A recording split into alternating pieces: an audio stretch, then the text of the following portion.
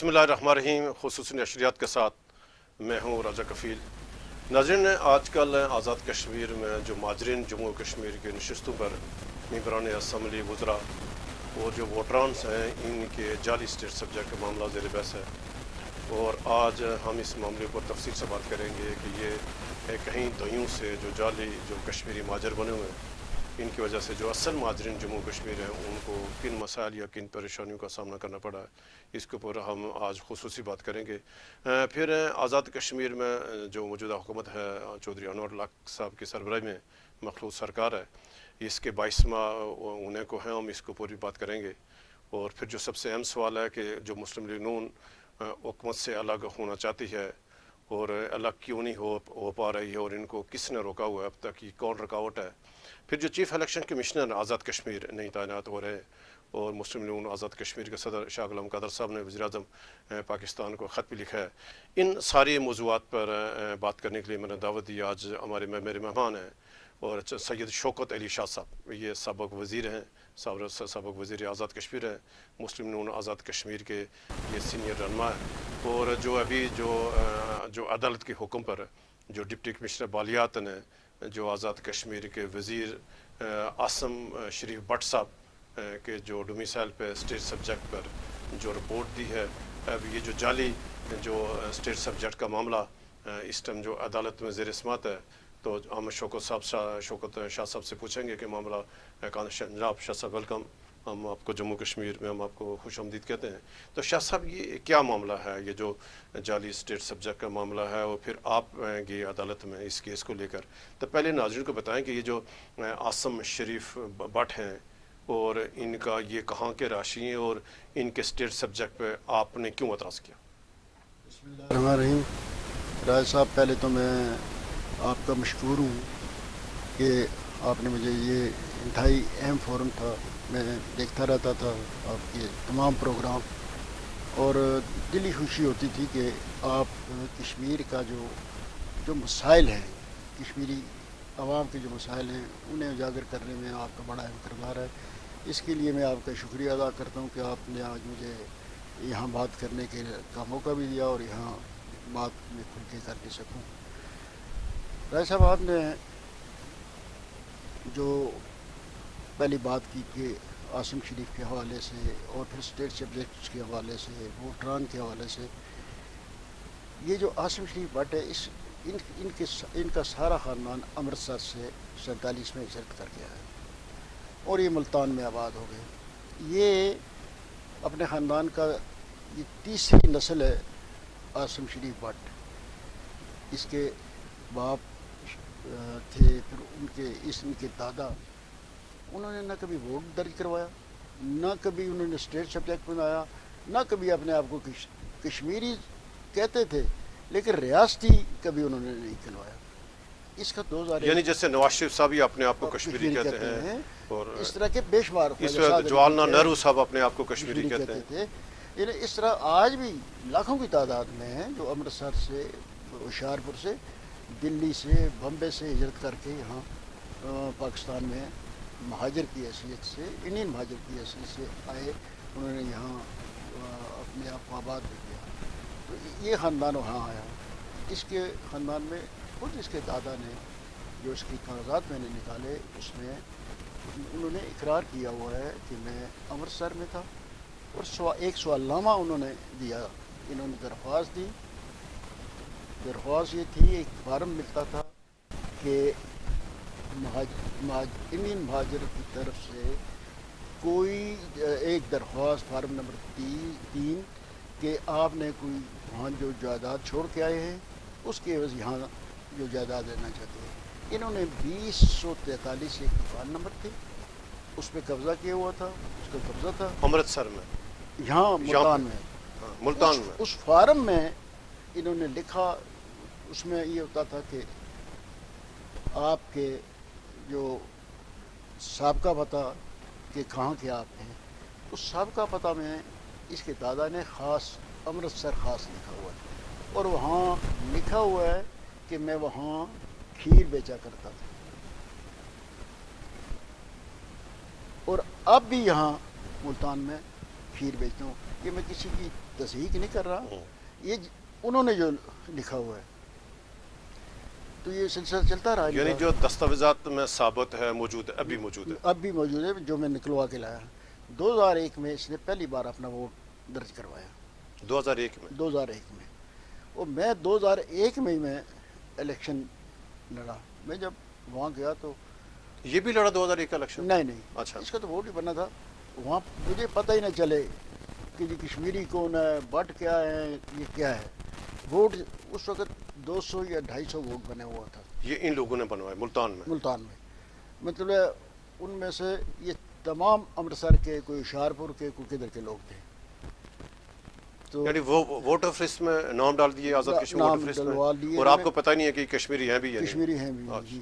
اور یہ کرتے یہ ہیں کہ ایک تو یہ میں آپ کی توسط سے پاکستان کی چیف الیکشن کمیشنر سے میں یہ ریکویسٹ کرنا چاہتا ہوں کہ جب ہمارے آزاد کشمیر کے الیکشنوں میں یہ فہرستوں کا موقع آتا ہے، نئی فہرستیں بنتی ہیں یا اندراج ہوتا ہے فہرستوں کا، تو پاکستان میں، چونکہ پاکستان میں الیکشن کمیشن پاکستان کا کرتا ہے ہمارے اس آزاد کشمیر کے الیکشن کی کہنے کی روشنی میں، تو آپ یقین جانیے کہ یہاں پاکستان میں جو پاکستان کا الیکشن کمیشن کا عملہ ہے وہ انتہائی بددیانت، انتہائی کرپٹ لوگ لگے ہوتے ہیں جو پیسے لے کے ووٹ بناتے ہیں اور بول کے کہتے ہیں. اچھا، یہ جو الیکشن کمیشن پاکستان ووٹر فلسٹ تیار کرتا ہے، اچھا پاکستان انٹر کرتا ہے؟ پاکستان کرتا ہے، لیکن ہمارے الیکشن کمیشن کی ہدایت کی روشنی میں. اور پھر وہاں سننے والا ہی کوئی نہیں ہوتا. اس میں چیف الیکشن کمیشنر صاحب واضح، میں نے میری بے شمار درخواستیں پڑھی ہوئی ہیں ہر اس آدمی کے خلاف جس نے اس 2021 کے الیکشن میں بدیانتی کی. میری درخواستیں وہاں election commissioner, chief election commissioner صاحب پاکستان کے پاس پڑھی ہیں. تو یہ اس نے ووٹ درج کروایا تھا. جب میں وہاں گیا تو ایک بات اور میں کہتا چلوں، یہ بات اس طرح میں ذمہ داری کے ساتھ کہتا ہوں، یہ بھی اپنے ووٹ بیچنے پہ تھا کہ مجھے کیا اتنے ووٹوں کو کیا دو گے. اور پھر وہاں جب ووٹ بن جاتے ہیں تو منڈی لگتی ہے ووٹوں کی. 10 ووٹوں کا 10 لاکھ روپیہ مانگتے ہیں. یہ ہر آدمی وہاں کا جانتے ہیں. تو میں الیکشن جیت گیا. یعنی 2001 کے الیکشن کی بات کریں. پھر 2006 میں مجھے جب احساس ہوا تو میں نے، جب یہ ووٹر فہرستیں بن رہی تھی، تو میں نے وہاں جو مقامی ملتان کے الیکشن کمیشنر تھے، ضلعی الیکشن کمیشنر، ان کو درخواست دی کہ جی یہ تمام گورنمنٹ ان کا اسٹیٹ چیپٹر کی طرح ہے، ان کے پاس کیا ثبوت ہے. کوئی میری نہیں سنی گئی. پھر 50-60 ووٹ بڑھ گئے. یہ ہر سال میں کرتا، ہر الیکشن میں کرتا. 4 الیکشن میں جیتا. اس 5ویں الیکشن میں جب یہ اس کا وتیرہ ہے، یہ ہر جماعت میں چلا جاتا تھا. ایک بار یہ MQM کے پاس گیا، آسم بٹ، مسلم لیگ نے ٹکٹ نہ دیا تو یہ اس نے MQM کا ٹکٹ لے لیا. ایک دفعہ یہ آزاد کھڑا ہو گیا اور اس نے لاہور سے، پشاور سے، ہر جگہ سے جو اپنے رشتے دار تھے ان کو ووٹ، لیکن ہارتا رہا. اس بار اس نے بڑی چالاکی سے، 2021 کا جو الیکشن ہوا، یہ 2021، اچھا 2021 کے الیکشن میں اس نے وہاں عامر ڈوگر اور پی ٹی آئی کی جو زلزلہ حکومت آ گئی پنجاب میں، پی ٹی آئی کی، اس کے ذریعے وہ اس نے ٹکٹ لیا. ٹکٹ لینے کے بعد جب الیکشن مہم ہوئی تو رایا صاحب، میں آپ کو کیا بتاؤں، میں جس ضلع میں 27 اضلاع ہیں میرے حلقہ انتخاب میں، 27 اضلاع میں جس حلقے میں گیا تو وہاں پی ٹی آئی کے ورکروں کے علاوہ، مقامی ورکروں کے علاوہ وہاں کی جو انتظامیہ اس کی پوری ہدایات تھی کہ جی ہمارا یہ کینڈیڈیٹ اس کو جانا ہے. الیکشن والے دن رحیم یار خان، میرے پاس وہ ویڈیو ہے کہ وہاں کے DPO نے آ کے قبضہ کر کے اس میرے پولنگ اسٹیشن پہ میرے جو وہاں تھے پولنگ ایجنٹ ان کو باہر نکالا اور اپنی مرضی سے ووٹ مسلم لیگ کے تھے، اپنی مرضی سے ووٹ، اور وہ پریس کانفرنس کی انہوں نے، وہ پورا ایک نیشنل ٹی وی پہ آئی میرے جو پولنگ ایجنٹوں نے وہاں کی. لیکن یہ جیت گیا. الیکشن والے دن بھی جو آر سی تھا ہمارا وہاں ملتان کا، اس نے پولنگ کے بعد دفتر اپنے نہیں گیا، تمام وہ اٹھا کے پتہ نہیں کہیں چلا گیا، اس کے دفتر کے سامنے 100 آدمی کھڑا رہا، اس میں ہمارے مسلم لیگ کے ملتان میں مسلم لیگ کے ایم این اے رشید صاحب، رفیق رجوانہ کے صاحبزادے عاصم ملک رفیق رجوانہ، یعنی اس طرح کے 100 آدمی وہاں رہا، لیکن وہاں دفتر بند کر کے پتہ نہیں یہ کہاں لے گئے وقت سے، وہاں جا کے رات 12 بجے تک، حالانکہ میرا جو حلقہ انتخاب ہے اس میں 5 بجے پولنگ بند ہوتی ہے تو 6 بجے رزلٹ آنا شروع ہو جاتا ہے، اور 6:30 بجے میرا ہو جاتا ہے، سب سے پہلا میرا آتا ہے یا دوسرے نمبر پہ۔ رات 1 بجے اس نے بڑا مطلب اس ووٹوں کو ادھر ادھر کر کے پھر مجھے صرف 49 ووٹوں سے ہروایا گیا۔ اچھا، 49 ووٹ سے آپ آ رہے ہو؟ آپ کو رایا، اچھا، مجھے رایا، میں نے اسی دن درخواست دی، اسی جو ہمارا آر او تھا کہ جی اس کی دوبارہ ریکاؤنٹنگ کے لیے، ریکاؤنٹنگ کے لیے یہ ہوا ہے، لیکن اس نے کہا جی اب گنتی ہو ہی نہیں سکتی، اس نے بھیج دیا۔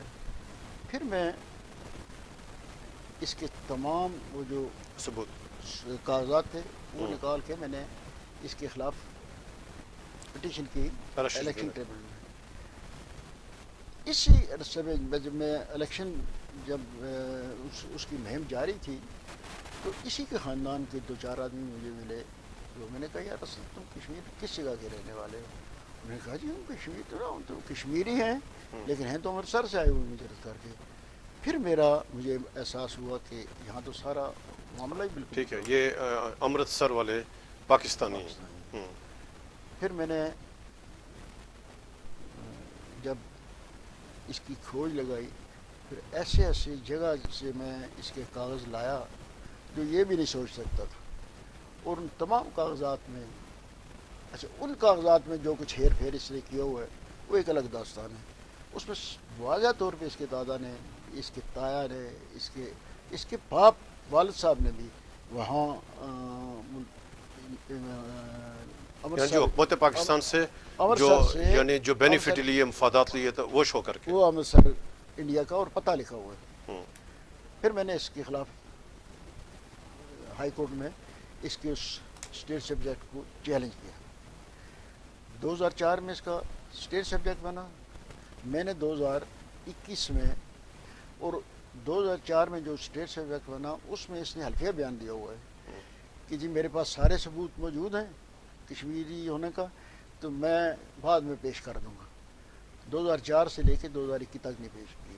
جب 2021 پہ میں نے وہ کیا تو پھر اس پہ تھوڑا سا اسے محسوس ہوا یا اس پہ دباؤ بڑھا، تو اس نے کچھ لوگ وہاں ہمارے 90 کے جو مہاجرین ہیں ان میں کچھ سروس ٹریبونل میں بھی ہیں، ایون کہ ہمارا اس وقت کا کمشنر بحالیات، تحصیلدار بحالیات، پٹواری بحالیات، ان لوگوں نے مل کے تو اس کی ایک درخواست اس سے دلوائی۔ یعنی جب آپ نے اس کے ڈومیسائل کو چیلنج کیا، اسٹیٹ سبجیکٹ کو چیلنج کیا، تو وہاں کمشنر کو لکھتا ہے کہ میرے دادا 47 میں ہجرت کر کے ملتان آئے، ہم فلاں جگہ سے آئے ہیں، لیکن ہم یہاں آئے ہمارے پاس کوئی ثبوت نہیں ہے، نہ ہی ہمارے پاس کوئی ایسی چیز ہمیں ملی ہے۔ تو میرے دادا نے 77 میں ایک درخواست دی تھی اس کو آبادکاری کے لیے کمشنر مظفر آباد کو، تو اس کی مجھے تصدیق چاہیے۔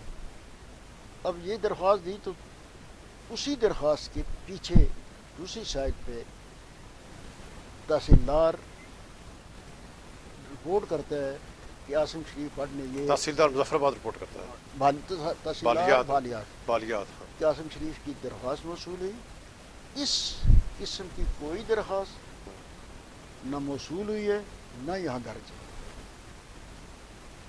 یعنی 1977 کے جو اس میں جو اوکے ٹھیک ہے، یہ اپریل میں اس نے لکھ کے دیا۔ 2 مہینے کے بعد میں میرپور گیا تو میرپور وہ تصدیق لگی ہوئی تھی کمشنر کی۔ میں نے جب اس تصدیق کو دیکھا تو میں نے کہا یہ تصدیق کس طرح جاری کی ہے۔ میں چلا گیا کمشنر بالیات کے پاس، مظفر آباد اس وقت کے جو کمشنر تھے، میں نے کہا جی آپ نے کس طرح یہ دی ہے؟ اس نے کہا جی یہ تھی درخواست تو ہم نے وہ دیکھا. میں نے کہا جی اس کی یہ جس رجسٹر پہ آپ نے جس رجسٹر کے تحت یہ اس درخواست کی آئی ہے تصدیق دے دیں. اس کی بھی مجھے نقل دے دیں. سامنے جب دی تو خود وہ بھی پریشان ہو گیا, وہ بالکل ٹیمپر کیا ہوا تھا. اس ساری کارروائی کے خلاف میں احتساب میں گیا. اچھا. احتساب نے 6 ماہ انکوائری کی. اس کا بیان بھی لیا, اور ملتان احتساب بیرو کے تمام آفیسروں نے وہاں انکوائری کی جا کے سیٹلمنٹ کے پاس, وہاں کمشنر کے پاس. انہوں نے لکھا کہ یہ کشمیری ریاستی مہاجر نہیں ہے, یہ انڈین مہاجر ہے. یعنی احتساب بیورو پاکستان والوں نے کہ آزاد کشمیر والوں نے؟ آزاد کشمیر کے احتساب آزاد کشمیر لوگ یہ ملتان جا کر ملتان کے ویریفیکیشن. پھر یہ چلتا رہا. پھر اس نے کیا یہ کہ میں آپ کو میں بہت جگہ پہ ایک قصہ سناتا ہوں کہ 70 کی دہائی میں لوگ یہ خلیج کے علاقوں میں جایا کرتے تھے, تو اس وقت کمپیوٹرائز پاسپورٹ نہیں ہوا کرتا تھا, تصویر لگتی تھی. ایک آدمی ویزا لگوا کے جاتا تھا, وہ پاسپورٹ واپس کرتا تھا, تو فوٹو بدلی کرتے تھے. فوٹو بدلی کرتے تھے. تو ایک آدمی تھا اس کے پاس 3 پاسپورٹ تھے. جب وہاں یو اے میں اس کو یا کسی جگہ دیکھا گیا تو اس نے کہا جی یہ تو آپ کا تو نہیں ہے. تو اس نے کہا اچھا یہ ٹھیک نہیں ہے, یہ مجھے دو. وہ لے کے تو دوسرا نکالتا تھا کہ اسے چیک کرو. یہ اس نے پھر وہ کام شروع کر دیا. اچھا یہ ٹھیک نہیں. پھر اس نے ایک سی آئی ڈی کی رپورٹ لائی راج صاحب 58 کی, دلی ایئرپورٹ کی ہے, اور یہاں 62 میں اور 58 کی مور لگی ہے سی آئی ڈی لاہور کی, جو سامنے اس کا محسوس ہوتا ہے کہ یہ جعلی مورے میں لگی ہوئی ہے. اور یہ ایک کاغذ, اس کاغذ کا بھی یہ ایک اور کاغذ, اور یہ 2-3 کاغذ. ہمارے مظفر آباد میں ایک صاحب ہے, سرکاری ملازم ہے, وہ پشاور, انہوں نے ایک فیکٹری لگائی ہوئی ہے جعلی کاغذوں کو, وہ بنا کے اس کو دیتے ہیں, وہ لے کے وہ پیش کرتے ہیں. پھر تھوڑا سا دباؤ پڑا. پھر اس نے مظفر آبادی میں ایک 90 کے مہاجر آئے ہوئے ہیں, جو اس کے گاؤں کے بالکل جو گاؤں یہ بتاتا ہے اپنا مقبوضہ کشمیر میں, مقبوضہ کشمیر میں, وہاں سے 2-4 میل دور سے ہجرت کر کے آئے ہوئے ہیں. اس کو اس نے کاغذ پرووائڈ کیے. اس نے اپنے بھائی کو وہاں بھیجے واٹس ایپ پہ. اس کے بھائی نے خود وہ وہاں نائب تحصیلدار کا بھی لیٹر بنایا, ججز کی موری لگائی, مقبوضہ کشمیر کے ججز کی, مقبوضہ کشمیر کے جج کی مورے لگا کے اس کو ڈاک کے ذریعے دبئی بھیجا. دبئی سے یہ اس نے لا کے وہ کاغذ جمع کروائے. جب وہ مجھے پتہ چلا, کیونکہ ہر تیسرے دن یہ کوئی نہ کوئی کاغذ لا کے دے دیتا تھا, وہ میں نے اس کی نقل لے کے, آپ کو پتہ ہے کہ میرا کزن میاں الطاف پارلیمنٹ کا ممبر, ہاں پارلیمنٹ کا ممبر, اس کا حلقہ انتخاب یہ انتناگ رجوری پہنچے. اس سے میں نے بات کی کہ جی اس طرح کوئی کاغذ وہاں سے ڈی سی اے سی جو بنا کے بھیجتے ہیں, تو یہ تو بڑا ظلم ہے, یہاں غیر ریاستی لوگ بیٹھے ہوئے ہیں. تو پہلے تو اس نے میرے ساتھ مذاق کیا کہ آپ ہمیں انتہا نہ دیتے تو وہاں بھی غیر ریاستی بیٹھے ہیں. میں نے کہا جی آپ اس کا کیا کریں. اس نے ڈپٹی کمشنر سے بات کی, تو ڈپٹی کمشنر نے کہا کہ یہ بالکل جعلی ہے. پھر اس نے وہاں 6 ماہ تحقیقات کی.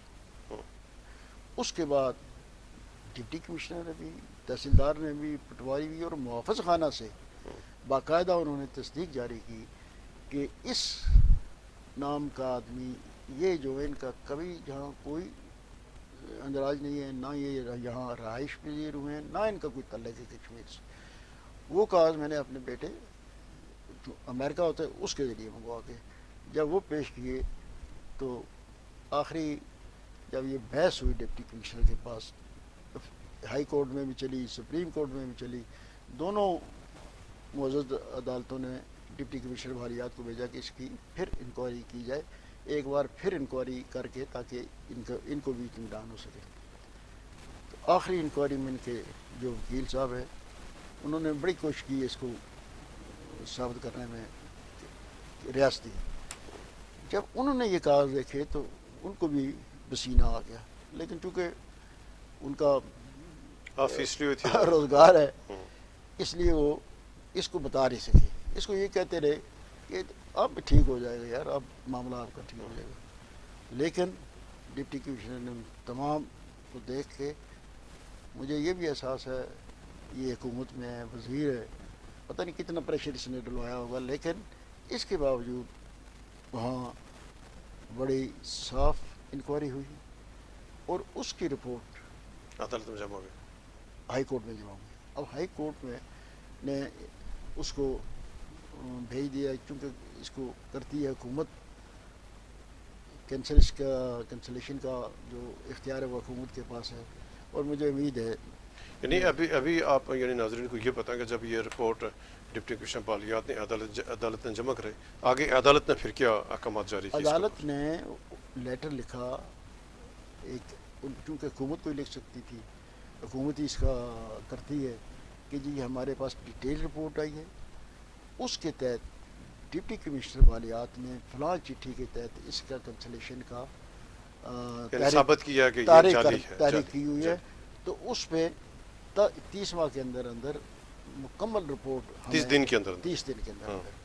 تو مجھے امید ہے کہ وہ بھی اور حکومت کے لوگ بھی، خصوصاً وزیر اعظم بھی یہ بات سوچیں گے، اور ان کو سوچنا چاہیے اور بعض اداروں کو بھی سوچنا چاہیے.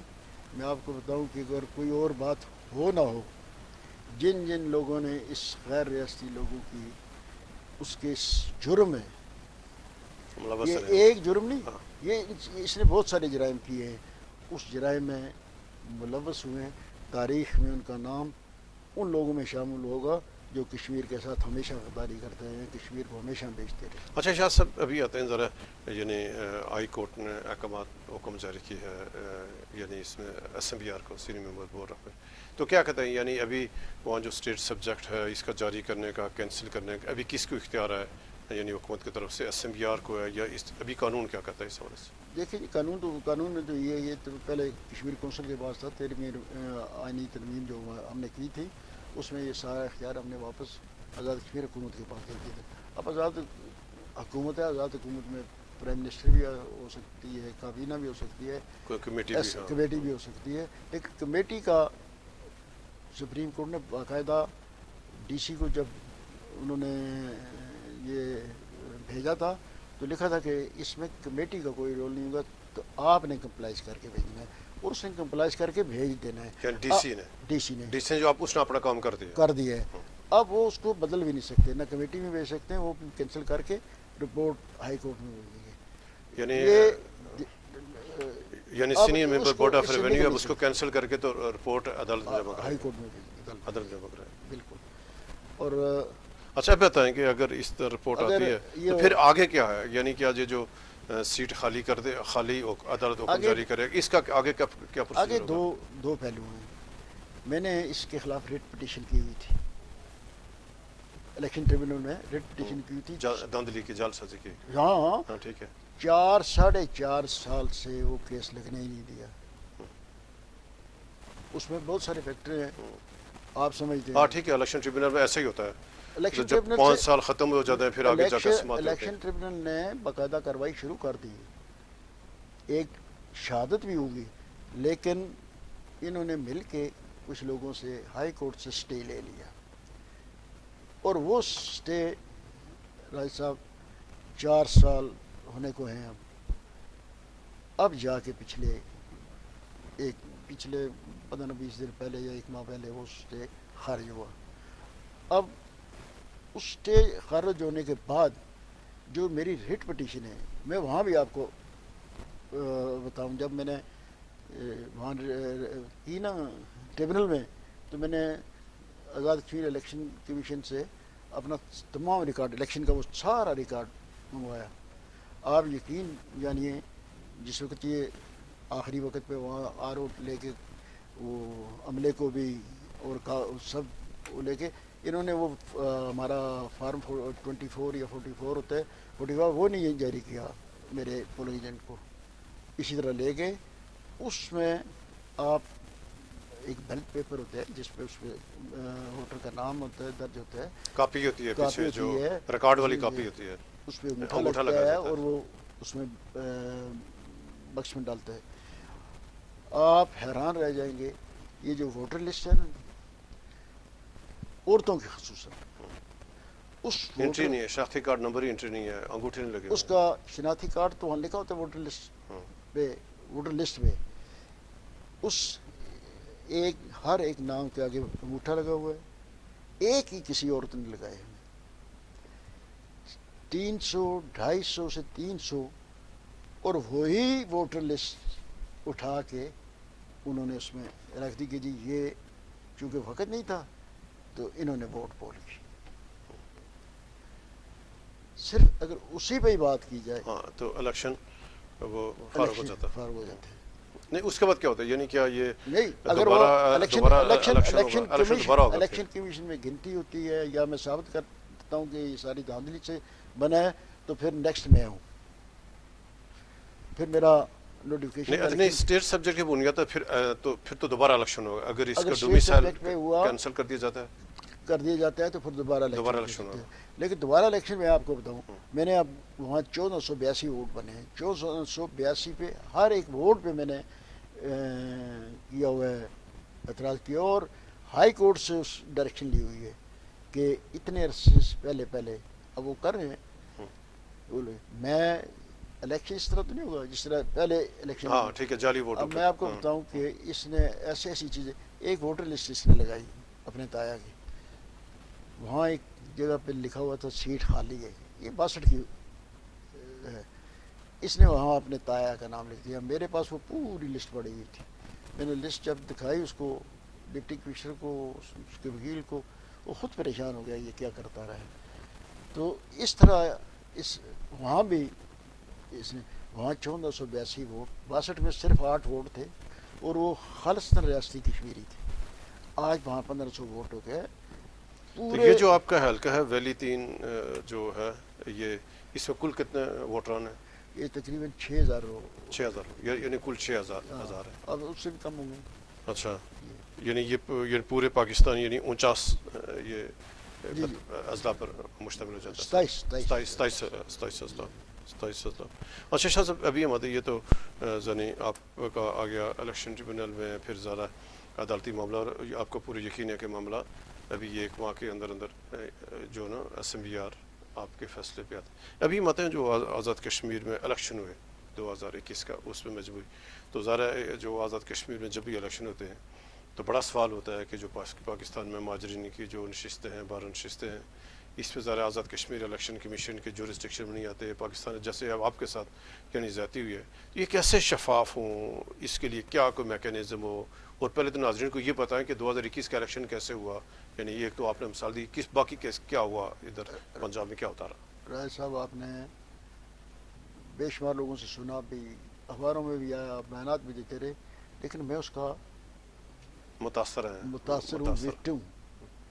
میں آپ کو بتاؤں کہ مجھے مختلف لوگوں سے طرف سے فون آتے تھے، تم جوائن کرو پی ٹی آئی جان کرو، نہیں کرو گے تو تمہیں عبرت کا نشان بنا دیا جائے گا.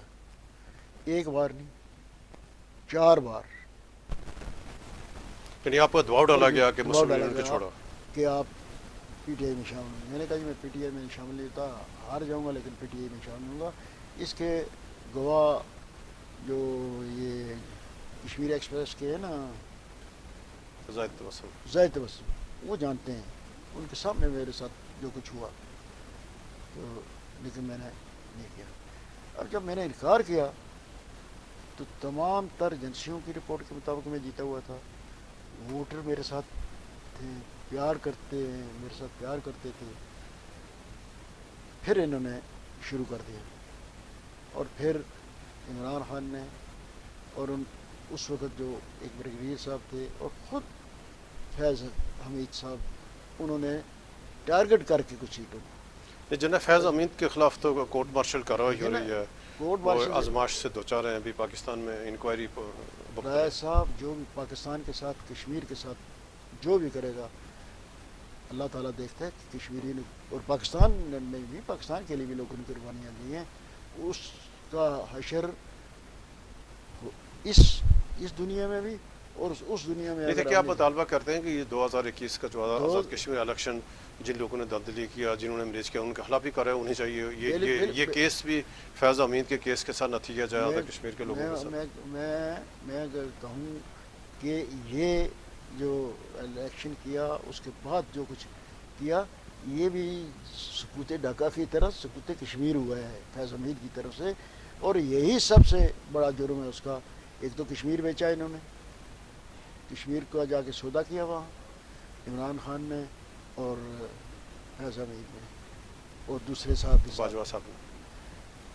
اس کے بعد یہ جو آزاد کشمیر کا الیکشن تھا، اس کو اس طرح نے کیا کہ آپ سوچ بھی نہیں سکتے کہ کیا کچھ وہاں کرتے رہے۔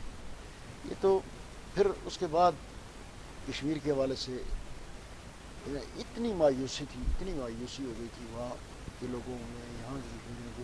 اللہ بھلا کرے یہ جو نئے سپہ سالار آئے ہیں، ان کے بیان کے بعد کشمیر کے حوالے سے جو انہوں نے بیانات دیے ہیں، اس کے بعد محسوس ہوتا ہے کہ تھوڑی سی آس امید پیدا ہوئی آس امید کشمیریوں ہوگی ہے اس طرح بھی اور یہاں بھی، اور اس کے لیے ہم مشکور ہیں، کیونکہ کشمیر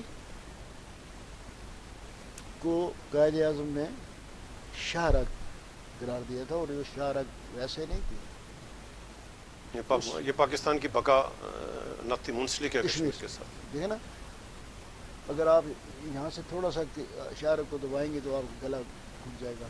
تو ہمارا جو بھی پانی آتا ہے پاکستان کو، جو اس کو سرسبز کرتا ہے، وہ کشمیر سے آتا ہے، اور خدا نخواستہ تھوڑا سا بھی اگر وہ کرے تو کیا حال ہوگا پاکستان میں۔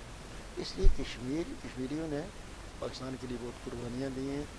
یہ جو جرم کیا ہوا ہے، اس کی سزا اس سے بھی زیادہ ایسی سزا ملنی چاہیے کہ یہ عبرت کا نشان بن جائے۔ اچھا شاہ صاحب، ابھی ہم آتے ہیں مختصر کہ یہ جو موجودہ جو ایک مخلوط سرکار ہے جس میں آپ بھی شامل ہیں، آزاد کشمیر میں انور الحق کی جو سربراہی میں حکومت موجود ہے، تو اس کی جو 22 ماہ کی کارکردگی آپ کے بہت زیادہ سینئر، آپ جو پارلیمنٹری ہیں، وسیع تجربہ آپ کا، اور پاکستان آپ سے بہتر کوئی نہیں جانتا آزاد کشمیر سیاست کے، کیا کہیں گے یہ جو کچھ 22 ماہ میں اور آزاد کشمیر میں؟ صاحب یہ بڑا تکلیف دہ مرحلہ ہے مسلم لیگ نون کے لیے، اور جن حالات سے گزر رہی ہے یہ بڑے خوفناک ہیں۔ میں نے جب یہ شامل ہو رہے تھے، حکومت میں شامل ہو رہے تھے، میں نے کہا جی فاروق حیدر صاحب اور شاہ قادر صاحب یہ تو شامل نہیں ہوں گے حکومت میں، یہ تو وزیر نہیں بنیں گے، یہ تو ایم ایل اے ہی رہیں گے، ہمارے 4 یا 5 ایک وزیر بننا تھا جن لوگوں وزیر بنیں گے۔ میں نے کہا ان میں سے 2 مہاجرین میں سے اور 2 آزاد کشمیر کے لوگ ہیں، ایک جو تیسری عورت بنائی ہے اس کا تو کوئی حلقہ ہی نہیں، وہ تو اسپیشل سیٹ پہ آئی ہے۔ میں نے کہا 2 حلقوں کے لیے، کیونکہ آزاد کشمیر میں ہی ہمارا بیس ہے، وہاں ہی ہم نے الیکشن لڑنا ہے، تو 2 حلقوں کے لیے آپ یہ تقریباً 31 حلقوں ان کو قربانی کیوں بنائیں؟ اور وہی ہوا جب حکومت بن گئی۔ اب میں آپ کو بتاؤں کہ ہم لوگوں سے بات کرتے ہیں کہ جی ہم اس حکومت کے ساتھ ہیں، وہ کہتے ہیں کس طرح آپ کہتے ہیں، آپ کے وزیر ہیں، آپ کام کرتے ہیں، مسلم لیگ کا کوئی کام بھی نہیں ہوتا، نہ مسلم لیگ کے ورکروں کا کام ہوتا ہے۔ ان لوگوں نے تھوڑے سے عرصے کے لیے تھوڑے سی جماعت کو نقصان پہنچایا، اور یہ جماعت کے لیے بڑی آئندہ جو آنے والے بے شمار مشکلات۔ اچھا صاحب، آپ لوگ حکومت سے نکلنا چاہ رہے ہیں، جو مسلم نون آزاد کشمیر کی مرکزی مجلس عاملہ کے اجلاس میں متفقہ فیصلہ ہوا، جنرل کونسل میں، پھر آپ کی جو مرکزی جو عہدیداران ہیں ان کے اجلاس میں تو پھر آپ کو اجازت کہاں سے رکاوٹ ہے؟ کیوں اجازت نہیں مل رہی ہے حکومت سے باہر نکلنے کی، کہ آپ کیوں نہیں کر رہے ہیں؟ دیکھیے ہماری قیادت میاں نواز شریف صاحب ہیں، شہباز شریف ہیں، اس طرح کی ہماری قیادت جو ہے بڑی، ان تک میرے خیال میں ایک بار نہیں بہت بار پیغام پہنچ چکا ہے، اور اس حکومت میں رہنے کا جو فیصلہ ہے، جہاں تک میری اطلاع ہے یا میں سمجھتا ہوں میاں صاحب کا ہمارے قائد میاں نواز شریف کا نہیں ہے، یہ حالات اس وقت کے حالات کی وجہ حالات سے کی مجبوریاں تھیں. تھی. اب الیکشن کا وقت قریب آ گیا، ان لوگوں کو بھی جو حکومت میں ہے انہیں بھی سوچنا چاہیے کہ آپ ایک جماعت کے ٹکٹ پہ آپ کو مینڈیٹ ملا ہوا ہے، آپ ایک جماعت کے اس پہ بن کے یہاں اسمبلی میں رہنے ہیں، وزیر بھی آپ اسی کی اس پہ بنے ہوئے ہیں، تو آپ کو سوچنا چاہیے کیا یہ مسلم لیگ نون کے لیے سوٹ کرتا ہے؟ یہ 2-4 حلقوں میں وزیر اعظم نے لالی پاپ دیا ہوا ہے یا کوئی ایسا جھانسا دیا ہوا ہے. نہیں تو آپ کیا یہ کہیں گے مستقبل جو کے لیے آپ کی مرضی قیادت ہے، میاں نواز شریف صاحب ہیں، شہباز شریف صاحب ہیں، باقی جو لوگ، ان کو کیا پیغام دیں گے کہ آپ کو کیا کرنا چاہیے؟ میری ان سے گزارش ہوگی کہ آزاد کشمیر مسلم لیگ نون کی مجلس عاملہ نے اور پھر خود ہمارے پریزیڈنٹ صاحب نے شاہ غلام قادر صاحب نے اس نے بھی کہا، فاروق حیدر کہتے ہیں، ہمارے سیکرٹری جنرل طارق فاروق صاحب کہتے ہیں جتنی جماعت کی جتنی قیادت ہے وہ تمام روز کہہ رہی ہے، اور میری بھی گزارش ہوگی ان قائدین سے، ایک تو جماعت کا پوری وسیع تر مفاد میں ہماری جو آزاد کشمیر کی قیادت ہے اس کو بلا کے ان سے مشورہ کر کے اس وقت ان کو حکومت سے اچھا شاہ صاحب، ابھی ہم مختصر سے آپ بتائیں جو اس ٹائم آزاد کشمیر کے افراتفری ہے، ذرا ایکشن کمیٹی آ گئی ہیں، تمام سیاسی جماعتیں غیر فعال ہیں، اور یعنی بڑی یعنی عدالت مطلب جو فیصلے میں بھی جو آپ کی مرکزی جماعتیں ہیں، پاکستان پیپلز پارٹی ہے، مسلم نون ہے، پی ٹی آئی کو ان کی ممبرشپ بھی ختم ہو گئی. اس ٹائم آزاد کشمیر میں جو افراتفری ہے، سیاسی انتشار ہے، یہ کیوں ہے؟ اس کی آپ کیا سوچیں گے؟ کیوں ایک دم اینٹی پاکستان وہاں کیسے ماحول میں پیدا ہو گیا؟ بات یہ ہے کہ میں آپ کو ایک چھوٹی سی بات بتاتا ہوں. میں نے اس دن بھی کہا، ہم 2010 میں اسی دوران سردار عبدالقیوم خان صاحب کے ساتھ دلی ایک ہارٹ ٹو ہارٹ کانفرنس ہوا کرتی تھی، وہاں ہم گئے، میں بھی تھا، راجہ فاروق صاحب تھے، چودھری یاسین صاحب تھے، یہ بڑا ایک وفد، ہپار کے لوگ بھی تھے، ہاں بہت اعلیٰ سطحی فورم ہوتا تھا. وہاں دلی جب ہماری وہاں بیٹھک ہوا کرتی تھی یا ہندوستان کے کچھ لوگ، کشمیر کے لوگ وہاں بیٹھتے تھے، ہم بھی بیٹھتے تھے، ہم بھی بات کرتے تھے، وہ بھی بات کرتے تھے. اس دوران ایک لڑکی وہ اسی پریس میں تھی، لگتی تھی کہ یہ پریس کی کوئی نمائندہ ہے، وہ مجھے اور فاروق حیدر کو روز آ کے کہے جی میں نے آپ سے بات کرنی ہے. راجہ صاحب اس کے یہاں ماتھے میں تلک لگا ہوا تھا، جس کی وجہ سے ہم ڈرتے تھے کہ پتہ نہیں کون ہوگی تو ہم کیوں ملنا چاہ رہی ہیں. آخری دن اس نے ہمیں زبردستی پکڑ کے الگ کر کے کہا کہ آپ میرے اس تلک پہ نہ جائیے، میں مسلمان ہوں، تلک لگانا یہاں ہماری مجبوری ہے، اگر یہ تلک نہ لگائیں تو ہمیں یہاں راستے میں چلنے نہیں دیا جاتا. تو میں آپ کو ایک پیغام دینا چاہتی ہوں، یہ 2010 کی بات ہے، یہ 9 کی اس عرصے کی، میں آپ کو پاکستانی قوم کے لیے ایک پیغام دینا چاہتی ہوں کہ خدا را میری طرف سے ہاتھ باندھ کے کہیں، ہندوستان کے مسلمانوں کی طرف سے اور کشمیر کے مسلمانوں کی طرف سے ہاتھ باندھ کے کہیں پاکستانی قوم اور کشمیری قوم کو کہ پاکستان کے خلاف خدا را کوئی سازش نہ کرے. پاکستان سلامت رہا، پاکستان مضبوط رہا، تو انڈیا کا مسلمان بھی محفوظ ہے، ہندوستان کا مسلمان بھی اور کشمیر کا مسلمان بھی محفوظ رہے گا. ورنہ ہماری یہاں آپ نے شاہ صاحب آخری سوال، یہ جو آپ کے حال تجویز کر رہے ہیں کہ جو آزاد کشمیر میں جو غیر یقینی صورتحال ہے، افراتفری ہے، کیا حل ہے، اور آپ کیا کہیں گے پاکستان کے اداروں کو اور پاکستان سیاسی قیادت؟ دیکھیں، جب آپ سیاسی جماعتوں کو اس کا رول ختم کر کے دیں گے نا تو یہ حالات پیدا ہوتے ہیں، اور یہ بڑی بدقسمتی ہے. میں سمجھتا ہوں کچھ اداروں کے لوگوں نے بھی اس وقت اور ہماری حکومت میں جو لوگ تھے ان لوگوں کی اس سے بڑی، دیکھیں کبھی پاکستان کے خلاف ہمارا ایمان ہے، ہم لوگ پہلے پاکستانی ہے پھر کشمیری ہے، یہ تو کشمیریوں کو ڈرا رہا ہے. ہمارے قائد فرمایا کرتے تھے کہ ہمارا پہلا سجدہ پاکستان میں ہوتا ہے، دوسرا پھر خانہ کعبہ کی طرف ہوتا ہے. اس پاکستان کے خلاف ہندوستان کے بارڈر پہ پاکستان کے خلاف نعرے لگے، یہ صرف اس وجہ سے ہوا کہ آپ نے سیاسی جماعتوں کو غیر متعلق کردار. اب سیاسی جماعتوں کو کردار ہی نہیں ہے تو کون کسی کو سمجھائے؟ پھر نوجوان نسل کو انہوں نے جو پڑھایا بیانیہ پکڑا دیا. میں نے پکڑا دیا. تو کیا کہیں گے, پیغام کیا دیں گے آپ پیغام پاکستان دیں گے کہ ایک تو ان اداروں کو جو پاکستان کی اس کے ضامن ہیں, ان اداروں کو سوچنا چاہیے کہ یہ جو حالات پیدا ہوئے, یہ حالات کل پاکستان میں بھی آ سکتے ہیں. وہاں جو پچھلے 20-22 یعنی جو پالیسی ابھی مظفر آباد ہے اس کو بدلیں, سیاسی جماعتوں کو رول دیں اور اس موجودہ جو حکومت ہے اسے جان چھڑا لو. اور یہ نہیں ہوگا تو آپ یقین جانیے حالات جو ہے نا, میں آپ کو ایک چھوٹی سی ایک اور عرض کرتا چلوں کہ 63 میں سیلٹ میں پاکستان کے جھنڈے کو جلایا گیا سن 63 میں. تو قائد ملت ہمارے چودھری غلام عباس نے جنرل ایوب خان کو, صدر ایوب خان کو خط لکھا کہ آج وہاں جھنڈا جلا ہے, اگر آج نہ روکا گیا تو یہ مشرقی پاکستان الگ ہو جائے گا. اور پھر ٹھیک 7-8 سال بعد مشرقی پاکستان الگ ہوا. اور اسے آج نہ روکا گیا تو جو پاکستان کے خلاف, کشمیر کے خلاف جو مہم ہے وہ کہیں نقصان نہ پہنچائے. شاہ صاحب بہت شکریہ. اچھا, میں نے وہ اصل میں بات اس کی جو فنڈز ہیں اس کے حوالے سے, اچھا آصم ساری وہ جو اسکیمیں انہوں نے دی ہیں سر, ہاں ٹھیک ہے, وہ تھوڑی سی بات میں ضرور کرنا چاہتا ہوں. اس نے جعلی اسکیمیں ابھی جو جہاں کروڑوں روپے کے فنڈ ہیں, وہ کروڑ, میں نے ساری اسکیمیں دیکھی. اس میں سے 5-6 میں نے کل بھی کہا ضلع جہلم میں جو ریاستی لوگ ہیں میں ان کو جانتا ہوں کہ ان کو دیے.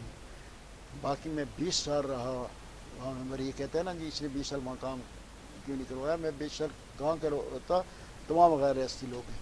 آج بھی میں کتنے کروڑ پہ دیے اس نے, وہ جو بندر بانٹ کیا ہے 5 کروڑ اس وقت تک 5 کروڑ پہ یعنی جو لوٹ مار ہو چکی ہے. ان میں سے میں چیلنج کرتا ہوں ادارے اور حکومت آزاد کشمیر ایک تو نمائندہ مقرر کریں, میرے ساتھ چلیں. میں بتاؤں گا ایک بھی سکیم کسی ریاستی مہاجر کو دی گئی ہو یا لگی ہو, میں سیاست بھی چھوڑ دوں گا. اس سے معافی. اس کے حوالے سے آپ کو احتساب آزاد کشمیر کو درخواست یا کوئی کارروائی کے لیے آپ کا کریں گے؟ اب پتہ چلا میں کروں گا. احتساب بیرو میں میری 3 چل رہی ہیں, لیکن وہاں اب چیئرمین بھی نہیں تو وہاں سوچتے. لیکن یہ بات شاہ صاحب ایسا کریں گے نا کہ آپ کے ساتھ ایک اور نشست رکھیں گے جس میں تعمیر و ترقی کے حوالے سے یہ جو یعنی 4 سال جو موجودہ حکومت کے ہو گئے ہیں, ایم ایل ایز کے ہو گئے ہیں, جو اس نے وہاں فنڈز کی بندر بانٹ کی ہے, فنڈ میں تو اس کا ہم الگ سے بہت شکریہ شاہ صاحب. اور ناظرین, یہ تھے سید شوکت علی شاہ صاحب, سابق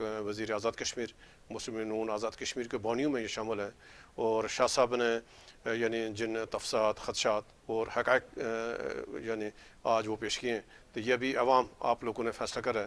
اور جو یعنی ویلی یعنی 3 جو ماجرین حلقے ہیں پاکستان, یہ جو الیکشن ہوئے 2021 کے, اور اسی طرح کے ساتھ جو مطلب جو باقی حلقوں میں بھی الیکشن ہوں گے, تو ہم اپنے اس پروگرام کی وساطت سے حکومت پاکستان کے ذمہ دار لوگوں سے اور حکومت آزاد کشمیر سے گزارش کریں گے کہ یہ جو آزاد کشمیر کی سیاست کے ساتھ جو کھلواڑ ہو رہا ہے, یا جو ماجرین جموں کشمیر کے نام پر جو غیر ماجر ہیں اور وہ اصل جو ماجرین ہیں ان کے حقوق پر ڈاکہ ڈالے ہوئے ہیں, تو اس بنیادی جو ذمہ داری بھی ہے حکومت پاکستان کی کہ جو ماجرین جموں کشمیر پاکستان میں موجود ہیں ان کے ووٹر فہرست فوری طور پر شفاف ہو, تاکہ یہ جو ماجرین کا جو کوٹہ ہے آزاد کشمیر کے محکموں میں, آزاد کشمیر کے تمام اداروں میں, پاکستان کے اداروں میں, تاکہ یہ جو اصل ماجرین ہیں, اصل جو کشمیری ماجرین ہیں جو اپنا سب کچھ پاکستان چھوڑ کر یہاں آئے ہوئے ہیں, ان کو حقوق جو مل سکے. ہم سید شوکت شاہ صاحب کو دوبارہ بھی اپنے پروگرام میں جب بلائیں گے, اس وقت ناظرین اجازت دیں. اللہ حافظ.